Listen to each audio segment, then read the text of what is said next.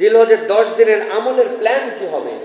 আল্লাহু আকবার, আল্লাহু আকবার, আল্লাহু আকবার, আল্লাহু আকবার, লা ইলাহা ইল্লাল্লাহ, আল্লাহু আকবার, আল্লাহু আকবার, ওয়ালিল্লাহিল হামদ। আমরা এই 10 দিনের মূল্যায়নে কোরআন তেলাওয়াত 1 নম্বরে কোরআন তেলাওয়াতের প্রতিযোগিতায় রত হব এবং এই কোরআন তেলাওয়াতে ভয়ের আয়াত আসলে পানাহ চাবো, রহমতের আয়াত আসলে কামনা করব, আল্লাহর বরত্ব প্রশংসার জায়গা আসলে সেই জায়গাতে আল্লাহর বরত্ব করার চেষ্টা করব। 2 নম্বর বলেছি দোয়া করব। আমরা এই দশককে টার্গেট করে আলাদা করে দোয়া করার প্ল্যান করব। 2টা দোয়ার ক্ষেত্র আপনাদেরকে বলেছি। ঘুম ভেঙে যায়, এরপরে ঘুম ভাঙার সাথে সাথে উঠলে, কাঁধ ফিরলে সাথে সাথে বলবো লা ইলাহা ইল্লাল্লাহ ওয়াহদাহু লা শারীকা লাহু লাহুল মুলকু ওয়া লাহুল হামদু ওয়া হুয়া আলা কুল্লি শাইইন কাদির সুবহানাল্লাহি ওয়ালহামদুলিল্লাহি ওয়া লা ইলাহা ইল্লাল্লাহ। এইটুক বলার পরে আল্লাহর কাছে দোয়া করব।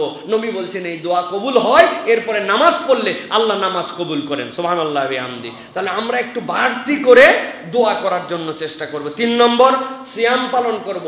পারলে 10 দিনই রোজা রাখবো, না পারলে অবশ্যই বৃহস্পতিবার, সোমবার সিয়াম পালন করার জন্য চেষ্টা করব।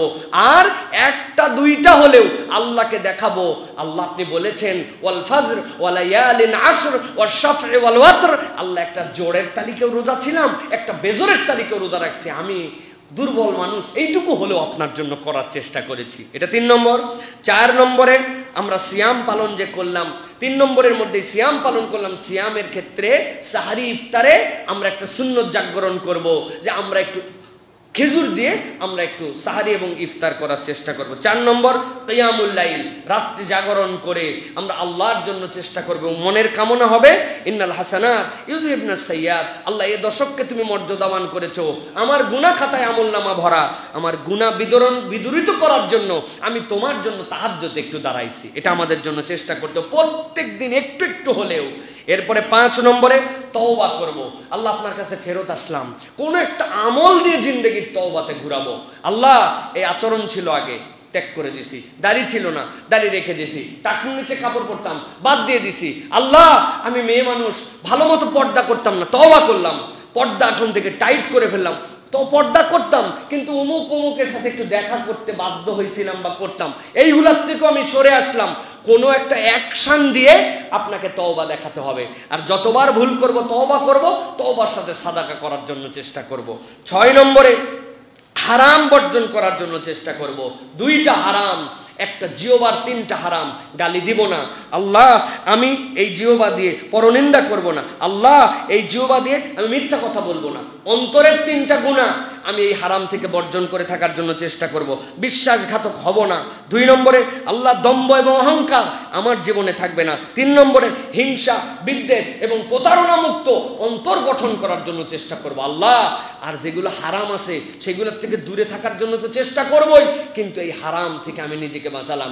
আমার চোখ হারাম আর দেখবেন আল্লাহ, এখান থেকে আমি দূরে সরে গেলাম, আল্লাহকে দেখালাম আমি।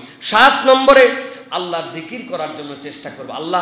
আল্লাহর নবী যে বলেছেন ফাকসিরু ফিহিন্না মিনাত তাসবিহ ওয়াত তাহমিদ ওয়াত তাহলিল, আমার মুখ সুবহানাল্লাহ, আলহামদুলিল্লাহ, লা ইলাহা ইল্লাল্লাহ, চলতে ফিরতে উঠতে বসতে আমার মুখ যেন জবজারি হয়ে গেছে।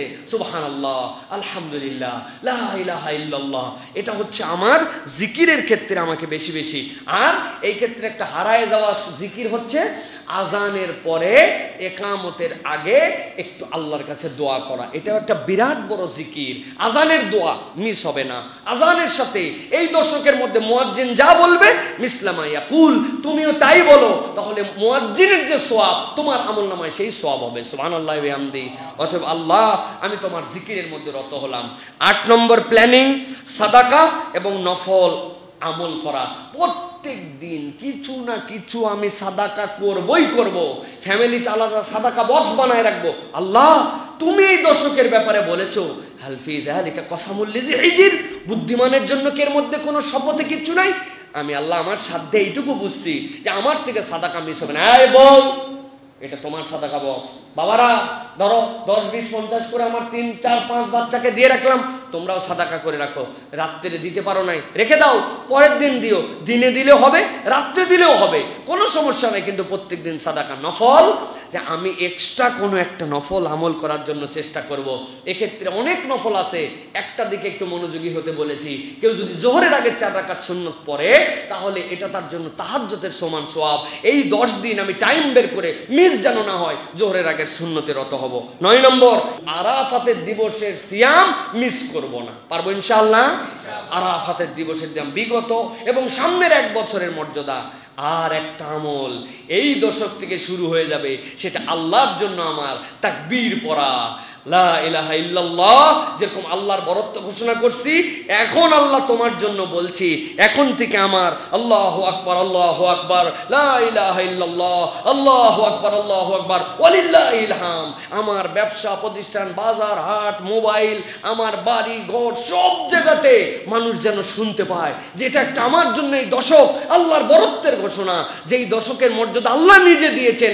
নবী করিম সাল্লাল্লাহু আলাইহি ওয়াসাল্লাম বলছেন, মা মিন আইয়ামিল আমালুস সালেহ, এর থেকে বড় প্রিয় আমলের দশক নাই। রব আমাকে যে নিয়ামতের হকদার বানাইছেন, জানি না আগামী বছর আমি এটা পাবো কিনা। আল্লাহ, এই বছর আমার তোমার কৃতজ্ঞতায় আমি সব সময় তোমার জন্যই তাকবীর করতে থাকলাম। আর 9 থেকে 13 ওইটা তোমাদের জন্য ওয়াজিব, ওটা থাকবেই। এই 10টা সিদ্ধান্ত নিতে পারি কিনা? পারি কিনা? শুধু নিজেরা না অন্যদেরকে জানাবো ইনশাআল্লাহ। আল্লাহ আমাদেরকে বুঝার তৌফিক দান করে।